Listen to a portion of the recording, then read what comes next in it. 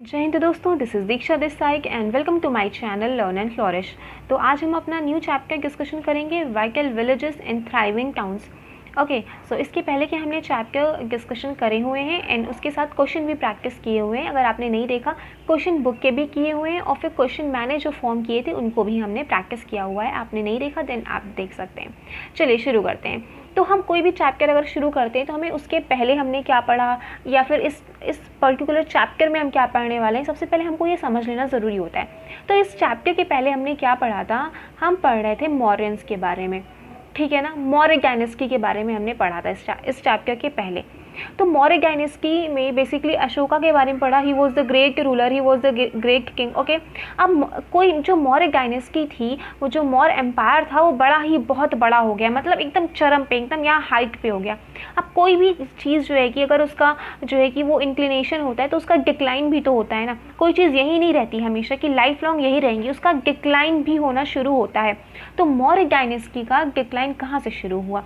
देखो, अशोका के बाद जो रूलर आए, they were not so powerful, उतने पावरफुल नहीं थे as compare to Ashoka, as compare to Chandragupta Maurya, ठीक है। तो अब जो उनका लास्ट रूलर था, हम उनके बारे में जानेंगे। लास्ट रूलर उनका जो था बृहद्रथ था, ठीक है ना। He was not so powerful. तो उसको बृहद्रथ को उसके ही सेनापति, ठीक है, उसके ही सेनापति, उसी के जनरल ने, कौन था, पुष्यमित्र शुंग, कौन हुआ करता था, पुष्यमित्र शुंग ने मार दिया। क्यों मार दिया? ऑब्वियसली मारेंगे। अब उनको मार दिया, अब उसके बाद खुद का शुरू कर दिया। तो पुष्यमित्र शुंग ने मारा। इस तरह से मौर्यन डायनेस्टी का डिक्लाइनेशन हो गया, यानी कि 2200 ईयर्स अगो, लगभग 2200 साल पहले की बात है। यानी कि अगर हम बात करें तो 2200 साल पहले क्या, अभी क्या चल रहा है, अभी चल रहा है 2020 चल रहा है, ठीक है ना। 2020 चल रहा है, यानी कि 2000 साल पहले आ जाओ, यानी कि यहाँ पे 0 ये बेस ईयर, और उससे 200 साल पहले चले जाओ, यानी कि 200 BC, बिफोर क्राइस्ट, 200 BC की बात हो रही है। यानी कि 200 BC हमारा जो है कि ये मौर्य डायनेस्टी को मतलब कि ख़त्म हो गई। फिर पुष्यमित्र शुंग ने अपना डायनेस्टी शुरू किया। बेसिकली इसने कहाँ पे शुरू किया? नॉर्थ एंड सेंट्रल इंडिया के पार्ट में, वो पाटलिपुत्र वाले एरिया में इसने अपना शुरू किया था, ठीक है। तो ये बात रही। तो हमें अब ये जानना है कि भाई हम इस चैप्टर में क्या पढ़ेंगे। अब मौर्य डायनेस्टी का तो ख़त्म हो गया भाई, उनका तो काम ख़त्म हो गया मौर्य डायनेस्टी का। तो अब यहाँ पे पोस्ट मौर्यंस के बारे में पढ़ेंगे। पोस्ट मौर्य टाइम की, पोस्ट मतलब क्या, बाद, यानी कि उसको बोलेंगे मौर्योत्तर काल, ठीक है ना।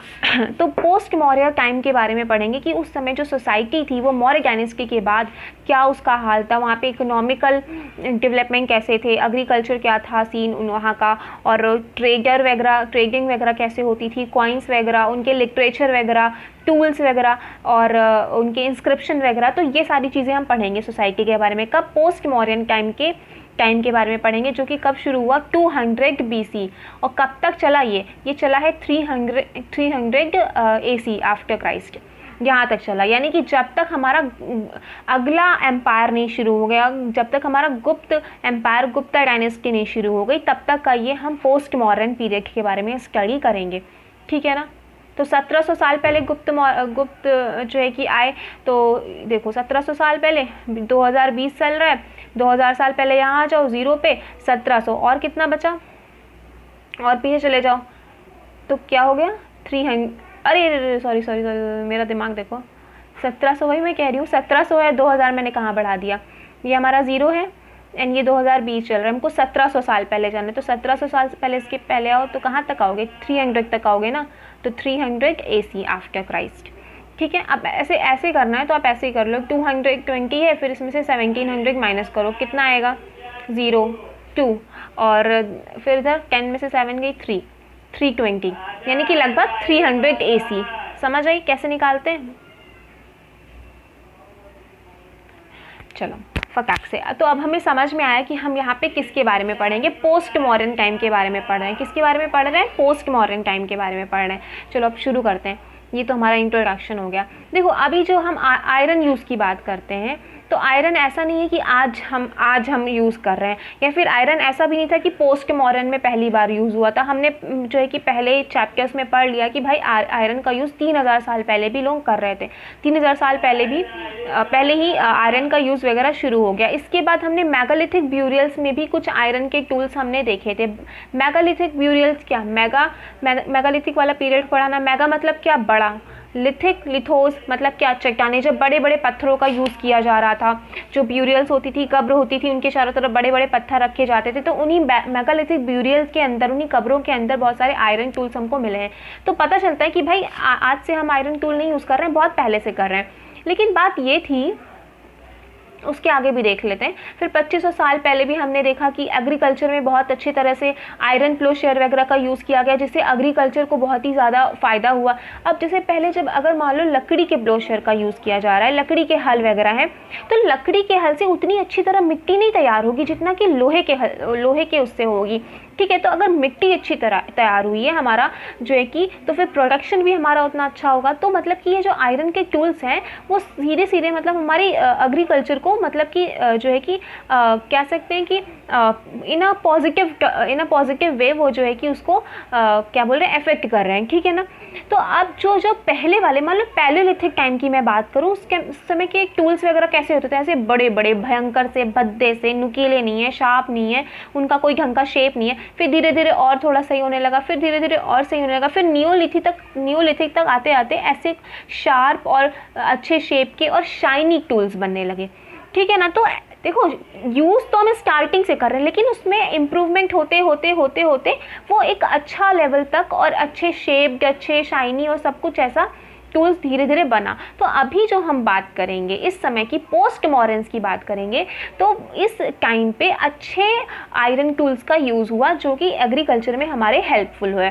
उसके बाद इरिगेशन, सबसे ज़्यादा यहाँ पे अगर एग्रीकल्चर डेवलप हुआ तो उसका जो है कि सबसे ज़्यादा बड़ा जो रीज़न था वो था क्या था, इरिगेशन था।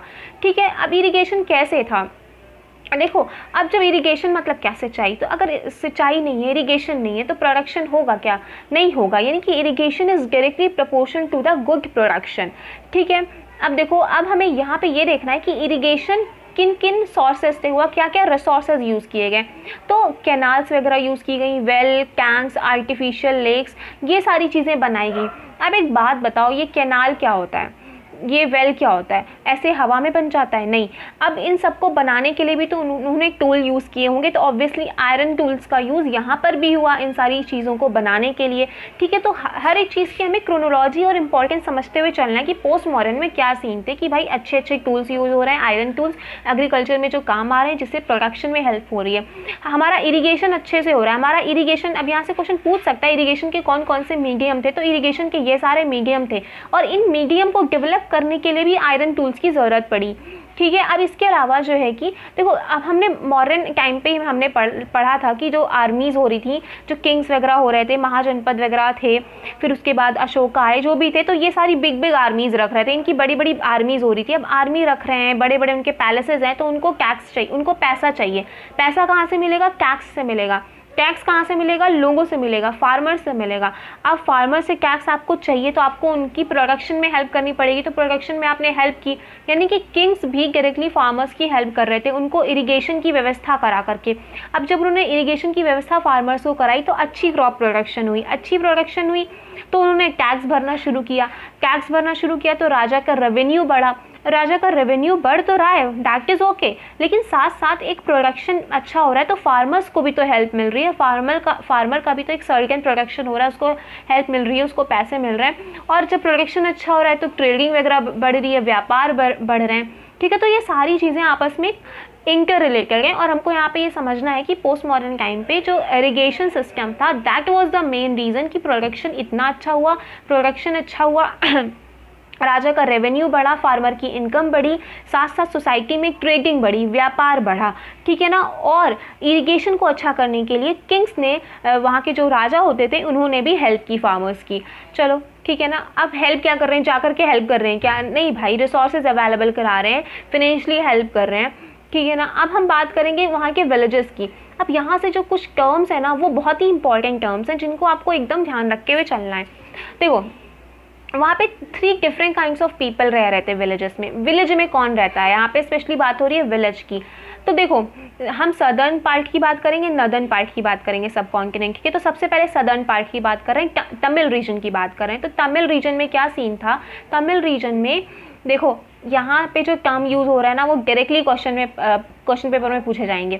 तो लार्ज लैंड ओनर्स जो होते थे, मतलब कि विलेज में, गाँव में, कौन से रीजन की बात हो रही है, सबसे पहले ये ध्यान रखना तमिल रीजन की बात हो रही है। तमिल रीजन में जो लार्ज लैंड ओनर्स होते थे उनको वेलार कहते थे। उनको क्या कहते थे? वेलार कहते थे। मैं स्टार पॉइंट कर रही हूँ, वेलार कहते थे, ठीक है। चलो, ऑर्डिनरी प्लोमैन जो होते थे, ऑर्डिनरी प्लोमैन हैं, ठीक है, उनको क्या बोल रहे हैं? उनको उज़ावर बोल रहे हैं, उनको उज़ावर बोल रहे हैं। उसके बाद लैंडलेस लेबरर्स जो हैं और स्लेव्स जो हैं उनको क्या बोल रहे थे? लैंडलेस लेबर को कागाईसीआर बोलते हैं, ठीक है ना। और स्लेव्स वगैरह को आदिमाई बोल रहे हैं। देखो ये थोड़े साउथ के टर्म्स हैं, है ना। तो साउथ के टर्म्स थोड़े से, जो साउथ के बच्चे नहीं हैं तो उनको थोड़े से टफ लगेंगे, जो नॉर्थ के हैं या फिर सेंट्रल इंडिया से बिलोंग करते हैं तो उनको ये टर्म्स टफ लग सकते हैं, बट इतने भी नहीं है, हम एक दो बार पढ़ेंगे तो हमको समझ आ जाएगा, ठीक है। तो ये सारे टर्म्स हमको जानने हैं। अब यहाँ से हमें क्या पता चल रहा है कि हमारी सोसाइटी में कई सारे वर्ग थे, मतलब कि रिच एंड पुअर था। देखो बड़े बड़े लैंड ओनर्स थे, देखो बड़े बड़े लैंड ओनर्स थे, तभी तो उनको वेलार कह रहे हैं।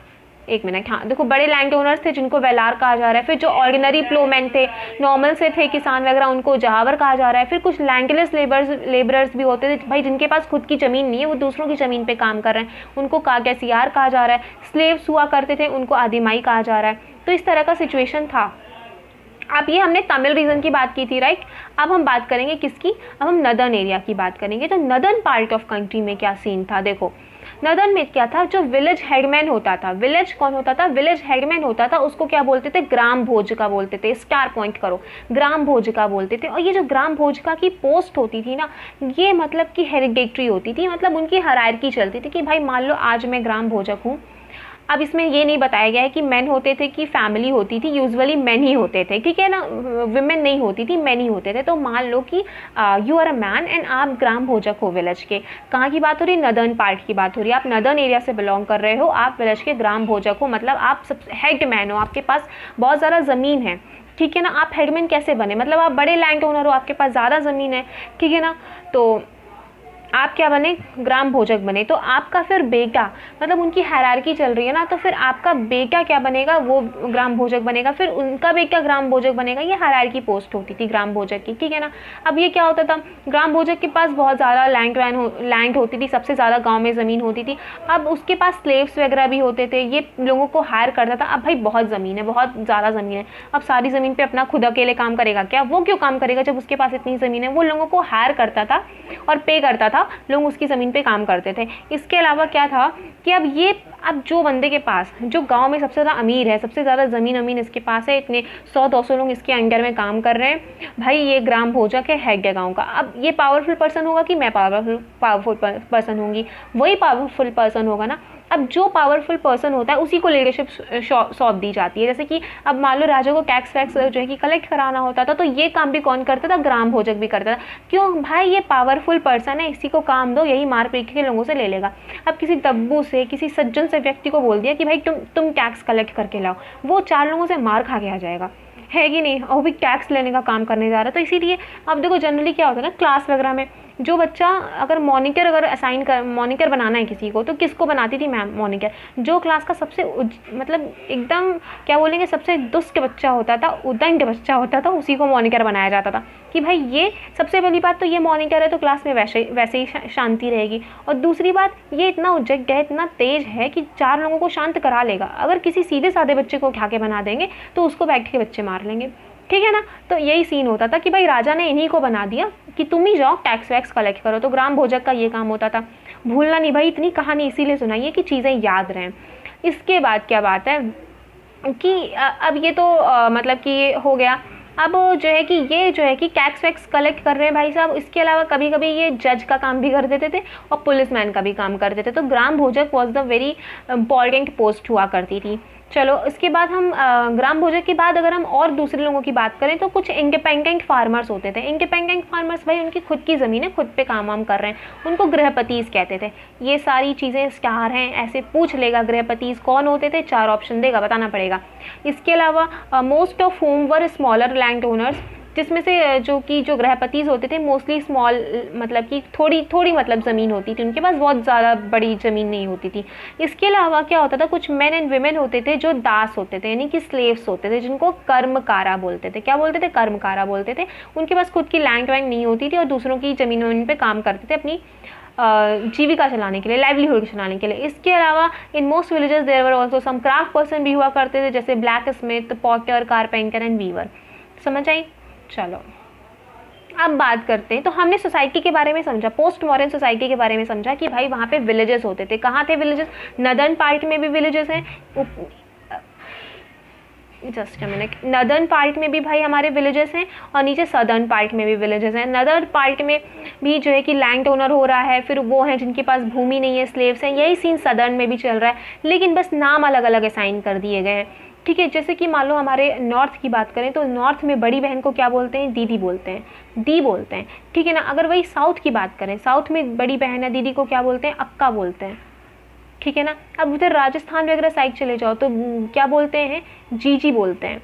ठीक है, तो रिलेशन एक है, पोस्ट एक है, बस उनका नाम अलग कर दिया गया है। तो इन अ सेम वे यहाँ पे भी जब विलेजेस होते थे तो नॉर्थ में जो लोग रह रहे थे, जो सोसाइटी डिवाइड थी 3 पार्ट्स में, तो उन वर्गों के नाम बस अलग अलग है, नदर्न एंड सदर्न में। और विलेज नदर्न में भी थे, सदर्न में भी थे। ठीक है, तो यही चीज़ें इंपॉर्टेंट है, यही पूछेगा क्वेश्चन में।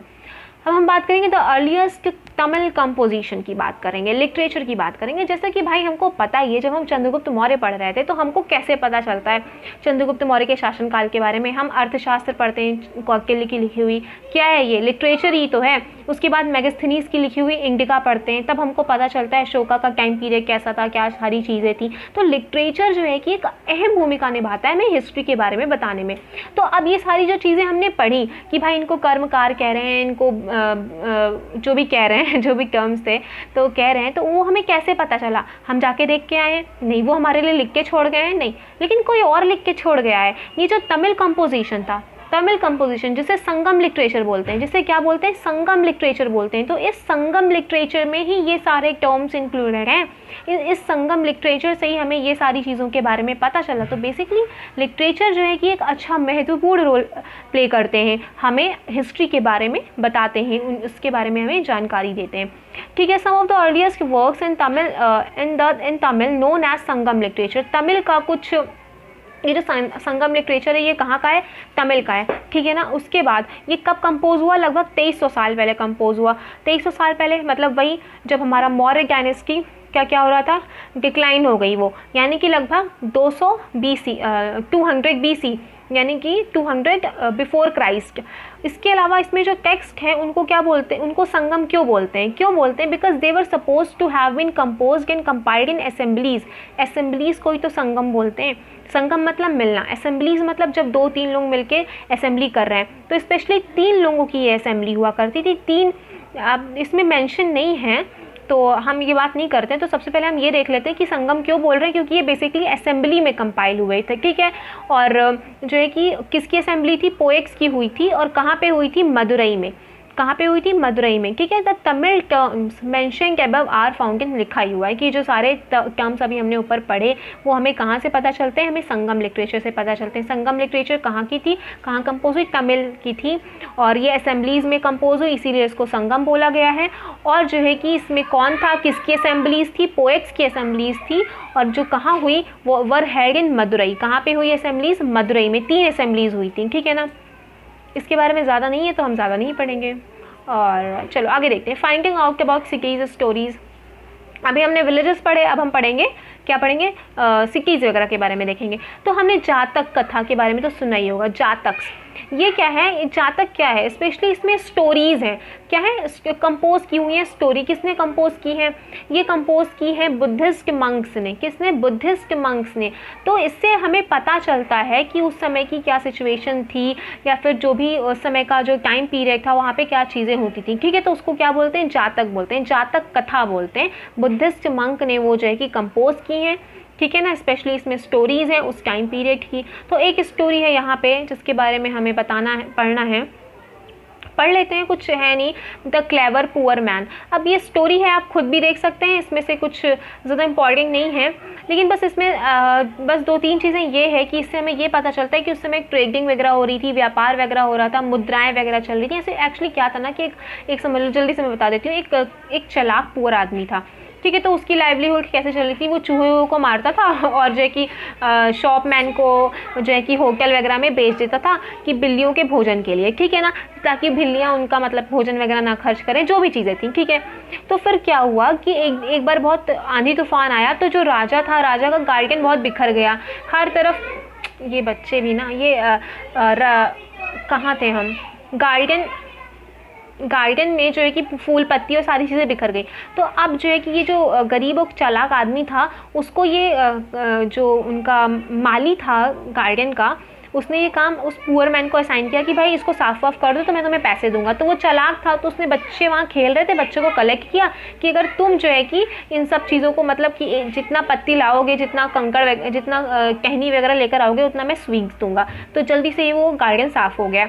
इसके बाद ही जो राजा का वो होता था, राजा का कुम्हार होता था जो पॉट वगैरह बनाता था, उसको अपने पॉट पकाने के लिए ईंधन चाहिए था, फ्यूल चाहिए था। फ्यूल क्या होता था उस समय, वो गैस होती थी, बड़ी बड़ी भट्टियाँ होती थी, नहीं भाई, यही लकड़ी पत्ती यही सब फ्यूल होता था। तो अब उस यंग आदमी ने वो सारा चीज़ उसको बेच दिया एज अ फ्यूल। तो उसने उसको, किसने, उस पॉकर मैन ने उसको यंग मैन को मतलब पैसे दिए, मतलब चीज़ें दी, जस्ट अ मिनट, हाँ, उसको उसके लिए पे किया। इसके बाद मतलब एक उसने यहाँ पे फ़ायदा कमाया। इसके बाद उसने क्या किया, जो है कि वो चला गया पानी लेकर के, हाँ, एक जार ऑफ फुल पानी लेकर के शहर के दरवाजे पे चला गया और उसने 500 ग्रास कटर्स को, घास काटने वालों को जो है कि पानी ऑफर किया। अब वो सारे लोग उससे खुश हो गए। फिर उन्होंने कहा कि हम आपकी कैसे हेल्प कर सकते हैं। तो उसने कहा जब भी हेल्प चाहिए होगी तभी मैं हेल्प मांग लूँगा। फिर क्या हुआ, उसने जो है कि फिर धीरे धीरे ट्रेडर से, व्यापारी से दोस्ती कर ली। तो एक दिन उसके व्यापारी ने बताया कि कल एक हॉर्स डीलर आने वाला है, तो a horse dealer is coming to town with 500 horses. 500 घोड़ों के साथ एक हॉर्स डीलर शहर में आने वाला है, ठीक है। तो अब इस बात को सुन करके उस यंग मैन को एक आइडिया ये आया कि वो ग्रास कटर, अब देखो भाई, यहाँ पे ये कहानी इसलिए इम्पोर्टेंट है कि वो उस समय के बारे में बता रही कि वहाँ पे कैसे कैसे व्यापारी होते थे, क्या वहाँ पे लेन देन पैसों का चल रहा था, लोगों को पे किया जाता था। तो ये सारी चीज़ें हमको पता चल रही, ठीक है। यानी कि उस समय ग्रास कटर्स होते थे, हॉर्स की डीलिंग होती थी, तो इसीलिए तो हॉर्स डीलर आया। उसके बाद कॉइन्स दिए जा रहे थे, है ना, ये सारी चीज़ें, ठीक है। चलो अब पढ़ लो कि ये था कि 500 हॉर्स के साथ आ रहा है एक हॉर्स डीलर। थैंक गॉड बच्चे चले गए। तो क्या हुआ, अब यंग मैन जो है कि ग्रास कटर के पास गया। ग्रास कटर उसके फ्रेंड्स बन गए थे क्योंकि उसने उनको पानी पिलाया था एक तरह से। तो फिर उसने ग्रास कटर से कहा कि हर एक ग्रास कटर से, उसने 500 ग्रास कटर को पानी पिलाया था, याद रखना, हर एक से कहा कि मुझे एक एक बंडल ग्रास दे दो, एक एक बंडल ग्रास दे दो, और जब तक मेरी सारी ग्रास ना बिक जाए तब तक तुम लोग घास मत बेचना। फिर अगले दिन वो हॉर्स डीलर आता है अपने 500 घोड़ों के साथ। अब वो हॉर्स डीलर आया है शहर में, अपने घोड़ों को लेकर के आया है, तो घोड़ों को भूखा मारेगा, कुछ खिलाएगा ना। तो अब वो शहर भर में घूमा हॉर्स के लिए घास का इंतज़ाम करने के लिए। लेकिन उस यंग मैन ने बोल दिया था ना कि भाई किसी को बेचना नहीं जब तक मैं ना कहूँ, जब तक मेरी ना बिक जाए। तो उस हॉर्स डीलर को पूरे शहर में कहीं घास ही नहीं मिली अपने घोड़ों के लिए। तो फिर वो हॉर्स डीलर थक हार के उस यंग मैन के पास आया। तो फिर उस यंग मैन ने उसको 1000 कॉइन्स में बेची, ठीक है। उस 1000 कॉइन में उसने ग्रास बेची। सोचो कितना स्मार्ट था कि भाई हर जगह, और 500 ही घोड़े थे और हर एक घोड़े के लिए एक एक घास का बंडल उसको चाहिए था। उसने 500 घास का बंडल ले ही लिया था क्योंकि 500 ग्रास का को उसने पानी पिलाया था। तो he was such a smart person. तो हमें ये स्टोरी एंजॉयमेंट के लिए नहीं सुनाई गई है, बताई गई है, ये बस इसलिए बताई गई कि हम उस समाज की कंटेम्प्रेरी सिचुएशन को समझ पाएँ, समकालीन स्थिति को समझ पाएँ। हे भगवान, एक्चुअली ये बच्चे बाहर खेल रहे हैं, मैं इनको कुछ बोल भी नहीं सकती बिकॉज ये मेरी फैमिली के तो नहीं है ना। हाँ, जस्ट अ मिनट, इसके अलावा हमें और कैसे जानकारी मिलती है उस समय के बारे में, तो इसके अलावा हमें मिलता है कि जो है कि एविडेंस और तरह के क्या मिलते हैं, जैसे कुछ स्कल्पचर्स मिलते हैं जो कि कार्व किए गए हैं और उन पे क्या बताया गया है, depicting people's lives in towns and villages, मतलब कि लोगों की लाइफ को दिखाते हुए स्कल्पचर्स बनाए गए, मूर्तियाँ वगैरह बनाई गई हैं और इनको जो है कि यूज़ किया गया है जैसे विलेज वगैरह को रेलिंग्स वगैरह को डेकोरेट करने के लिए, पिलर्स को, गेटवेज को, ठीक है ना, ये सारी चीज़ें हैं। Really sorry for this disturbance, लेकिन I really can't do anything. आप देखो यहाँ पे ये चीज़ देखो अच्छे से, ये क्या है, ये इस तरह से कुछ दिख रहा है, ऐसे ऐसे ऐसे, मतलब ऐसे गोल गोल गोल गोल रिंग रिंग सा कुछ दिख रहा है, तो ये क्या चीज़ है। देखो many of the cities that developed from about 2500 years ago were capitals of the Mahajanapads that you learn about.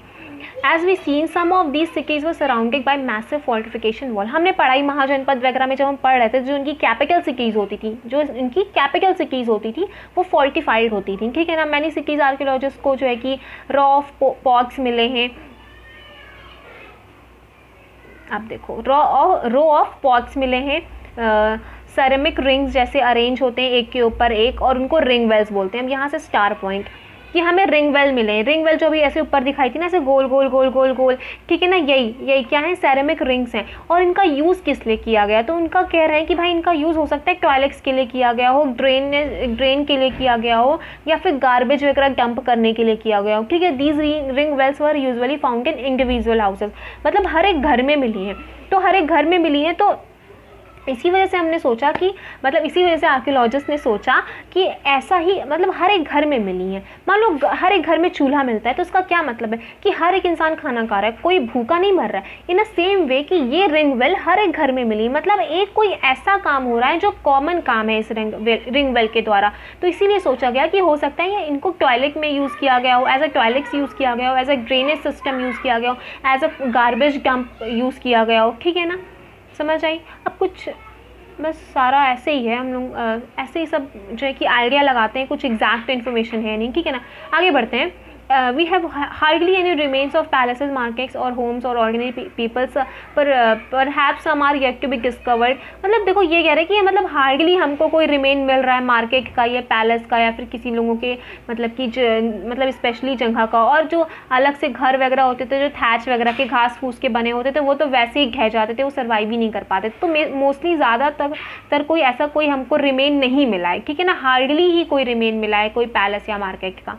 इसके अलावा देखते हैं another way of finding out about early cities, हम कैसे पता लगाते हैं, accounts of sellers and travellers, जो ट्रैवलर्स आते हैं उनकी वजह से हमको पता लगता है, ठीक है ना। अब इसके बारे में एक ग्रीक सेलर आया और उसने पोर्ट बंदरगाह के बारे में डिस्क्राइब किया, उससे हमको पता चलता है।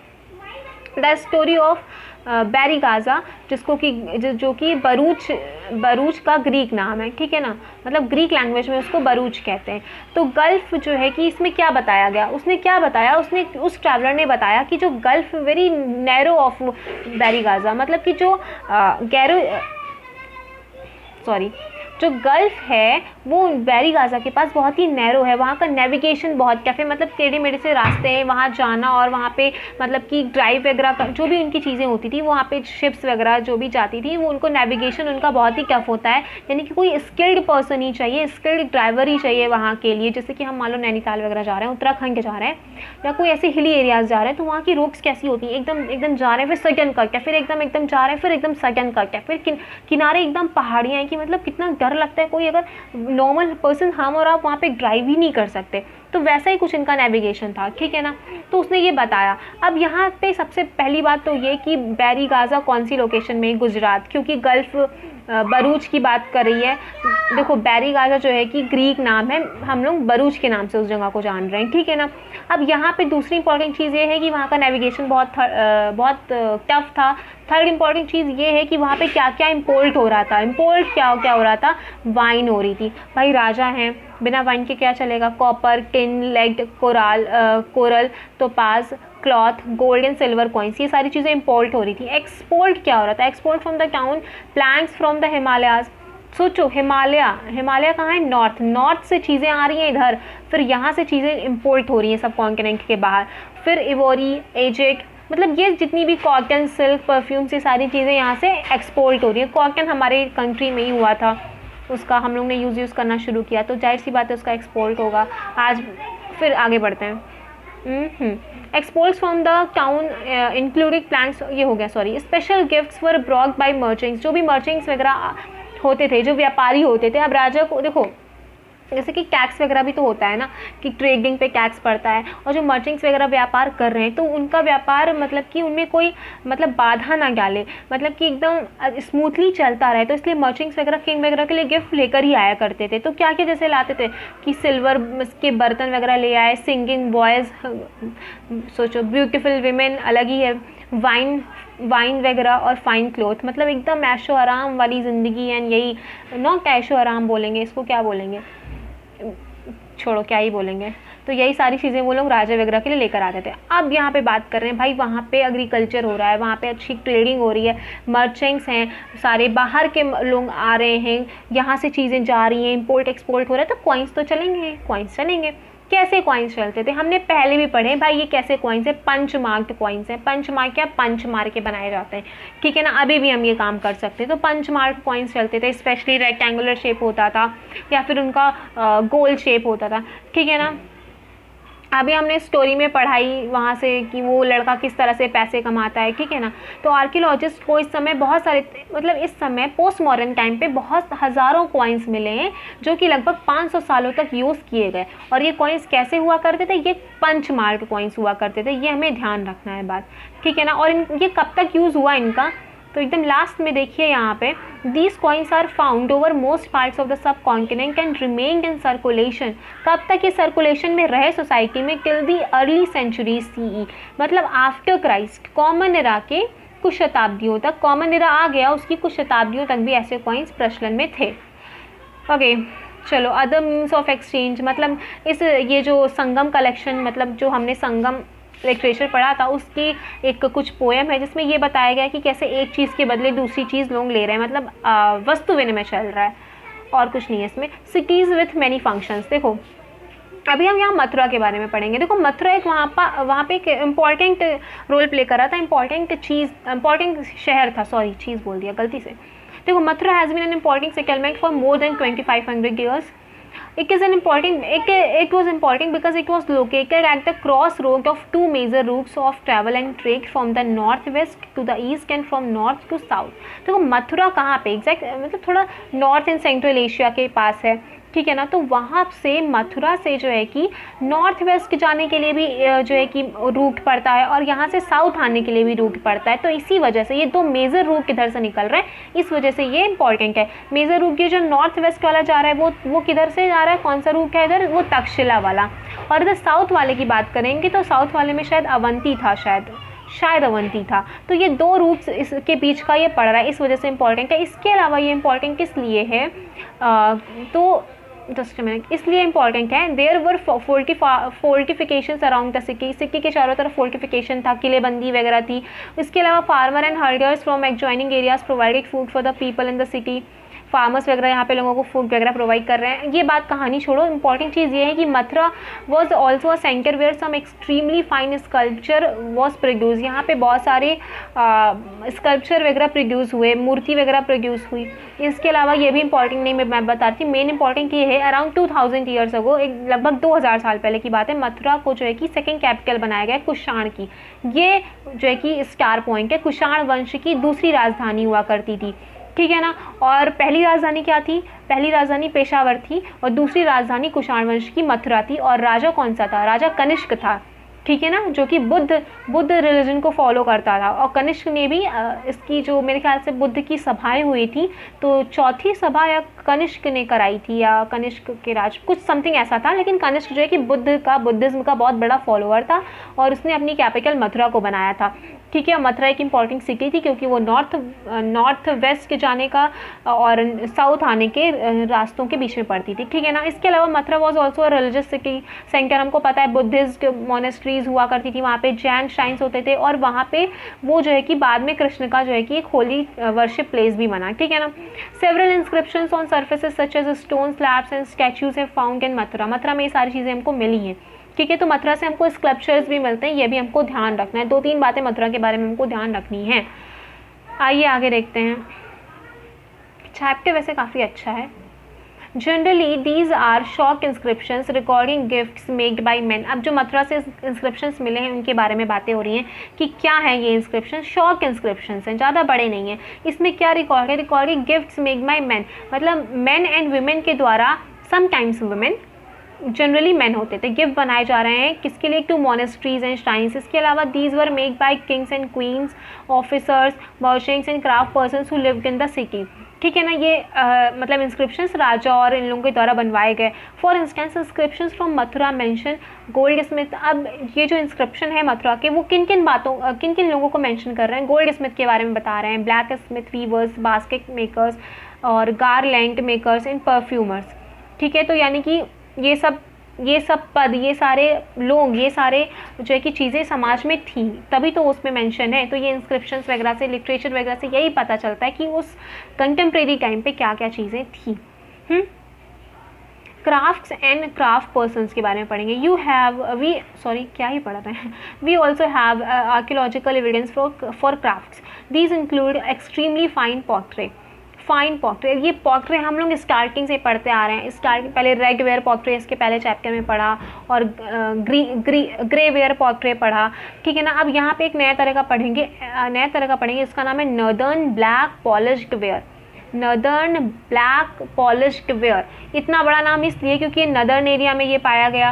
ब्लैक कलर का था, पॉलिश्ड था, वेयर थाई वेयर मतलब बर्तन वगैरह रखने के लिए। ठीक है, तो नदर्न एरिया में पाया गया, ब्लैक कलर का था, पॉलिश्ड था, वेयर, नदर्न ब्लैक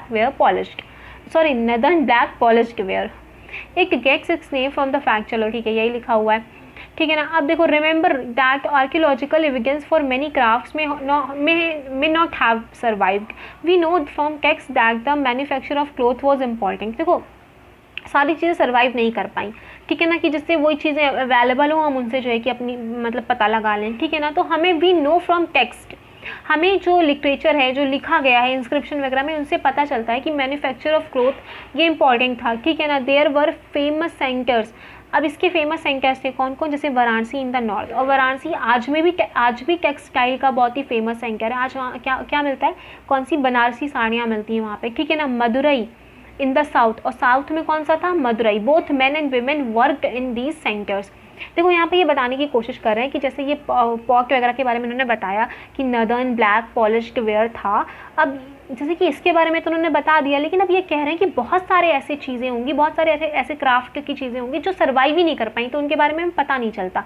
लेकिन अब हमें ये बात जो पता चली है कि कॉटन और ये जो क्लॉथ के बारे में जो चीज़ पता चली है कि जो है कि क्लॉथ के मैन्युफैक्चर के कपड़े के मैन्युफैक्चरिंग भी यहाँ पे बहुत इंपॉर्टेंट थी, और इसके 2 मेन सेंटर थे, Varanasi in the north and Madurai in the south. ठीक है ना, ये बात हमें याद रखनी है। इसके अलावा याद रखते हैं many craft person and merchants now formed, यहाँ से स्टार पॉइंट निकलता है। अब जो है कि जो मर्चेंट्स होते थे और जो क्राफ्ट पर्सन होते थे, उन्होंने क्या फॉर्म कर लिया था, श्रेणी। ये हिंदी में इसको ये बोलते हैं श्रेणी, यही श्रेणी इंग्लिश में ऐसा लिखा हुआ है। तो मर्चेंट्स और क्राफ्ट पर्सन ने क्या बनाया, मिलकर के श्रेणी बनाई। अब ये श्रेणी क्या थी, देखो ये श्रेणी क्या करती थी, क्राफ्ट पर्सन को ट्रेनिंग देती थी, उनके लिए रॉ मटेरियल वगैरह अवेलेबल कराती थी, और जो है कि वो जो क्राफ्ट पर्सन जो अपने गुड्स बनाते थे, सामान बनाते थे, उनके डिस्ट्रीब्यूशन में हेल्प करती थी। इसके अलावा दीज श्रेणीज of merchants organised the trade, व्यापार को ये क्या करती थी, ऑर्गेनाइज करती थी, और ये बैंक के रूप में भी काम करती थी। जैसे कि जो है कि इसमें रिच मैन और जो विमेन होते थे अपने मनी, पैसे को डिपॉजिट करते थे। दिस वाज इन्वेस्टेड, ये इन्वेस्ट किया जाता था, and part of the interest, और इससे जो इंटरेस्ट मिलता था उसको मेनली रिलीजियस इंस्टीट्यूशंस या जैसे कि मोनेस्ट्रीज वगैरह हो गई, उनको क्या किया जाता था, उनको दे दिया जाता था। ठीक है, तो रिलीजियस कार्यों में लगाया जाता था। किसको लगाया जाता था, इंटरेस्ट को, जो पैसे रखे जाते थे श्रेणीज में, उनके इंटरेस्ट को। अब क्या बचा है देखते हैं जल्दी से। Rules for spinning and weaving. देखो अब यहाँ पे हमने अभी ये सब क्राफ्ट पर्सन वगैरह पढ़ा, अब हम देखेंगे कि स्पिनिंग एंड वीविंग का क्या था। हमें दीज रूल्स आर फ्रॉम अर्थशास्त्र। अर्थशास्त्र पढ़ा था, किसकी बुक थी, कमेंट करके जल्दी से बताइए, ठीक है ना। और they described how spinning and weaving could be done in workshops under the supervision of a special official. मतलब वहाँ पे हमको ये देखना है कि भैया वहाँ पे स्पिनिंग और वीविंग भी हो रही थी। देखो यंग वुमेन होती थी जो है कि जो मतलब जिनके पास काम नहीं है, डिसेबल हैं, जैसे भी हैं, वो ये सारा काम करती थी। उनको जो है कि अगर वो मतलब कि शॉप तक आ सकती हैं जहाँ पे उनको काम मिल रहा है तो वो आ जाती थी, नहीं आ सकती हैं तो उनके घर से कोई एक मेल नौकर वगैरह जाता था, वो सामान ले आता था, फिर उनको अपना जो काम वाम कर लिया है फिर उनको दिखाने जाना पड़ता था, सबमिट करने जाना पड़ता था। तो वो मॉर्निंग में ही जाती थी क्योंकि जो भी ये काम किया गया है रोशनी में चेक किया जा सकता है। तब ये एलईडी वगैरह तो होती नहीं थी कि शाम में जा रहे हैं तो भी चेक हो जाएगा, इसलिए मॉर्निंग ही जाती थी। और वो जो मेल पर्सन काम उनका ले रहा होता था, जिसको सबमिट करने जाती थी, वो काम से रिलेटेड इधर उधर की कोई फर्जी बात करता था ना तो फिर उसको पनिश भी किया जाता था। और अगर विमेन वो काम को सबमिट करने में देर करती थी तो उनको पनिशमेंट दी जाती थी। पनिशमेंट क्या होती थी, उनका जो थंब होता था, थंब कटवा दिया जाता था। सोचो ये उस समय की सोसाइटी की एक फ्रेमवर्क में बात है कि वहाँ पे भैया ये सब भी चल रहा था।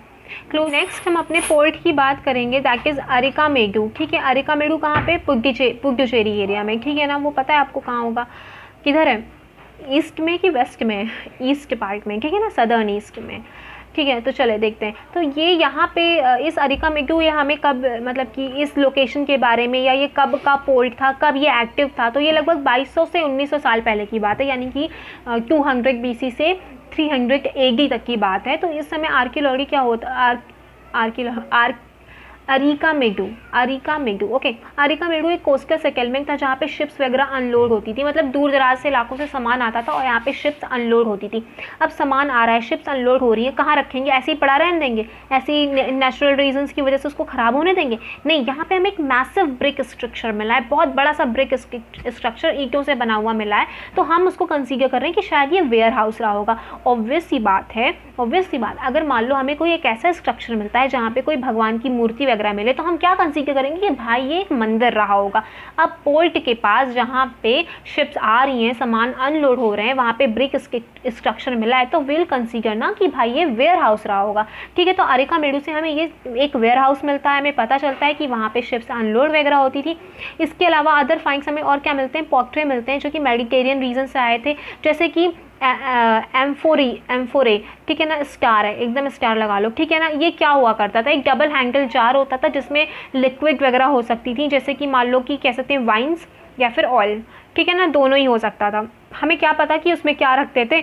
तो अगर लिक्विड्स की बात करें तो वाइन बहुत ही ज़्यादा प्रचलन में थी, किंग्स वगैरह एंड रिच मर्चेंट्स वगैरह they use to have wines and all. तो हम सोच सकते हैं कि हो सकता है वाइन लिक्विड रखते होंगे या फिर ऑयल भी रखते होंगे, ठीक है ना। इसके अलावा क्या चीज़ मिली है, and stamped red glazed pottery, stamped red glaze pottery मिला है। इसके अलावा उसको क्या बोलते थे, एरिकाइन वेयर बोलते थे, क्या बोलते थे, एरिकाइन। ये सारे स्टार पॉइंट्स हैं, ठीक है ना, याद रखना कि ये कहाँ से मिली है, अरिकामेडु से ये सारी चीज़ें मिली हैं।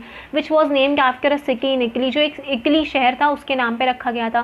This was made by pressing wait clay into a stamped mould. अब इसका नाम ही यही है कि स्टैम्प्ड रेड ग्लेज्ड पोर्ट्रे, तो मतलब स्टैम्प करके ही बनाया गया होगा गीली मिट्टी पे, ठीक है ना।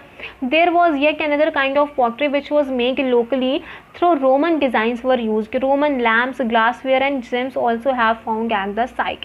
तो Arikamedu that was a site और जो कि बहुत ही इंपॉर्टेंट थी, वहाँ से हमें बहुत सारी चीज़ें मिली हैं तो वो हमें ध्यान रखनी है, जो कि पुडुचेरी में इसकी लोकेशन है। वहाँ से हमें एक वेयर हाउस भी मिला है जो कि मैसिव ब्रिक जो है कि था स्ट्रक्चर उसका कुछ। इसके अलावा हमें स्मॉल टैंक्स मिले हैं जो मे बी क्लोथ्स को डाई वगैरह करने के लिए यूज़ किए जाते थे। और वहाँ पे बहुत सारे एविडेंस मिलते हैं जिससे हमें पता चलता है कि वहाँ पे बीक्स वगैरह बनाई जा रही थी सेमी प्रेशियस स्टोन्स और ग्लास से, ठीक है। तो ये हमारा कंप्लीट चैप्टर था जिसमें हमने क्या पढ़ा, जिसमें हमने पढ़ा पोस्ट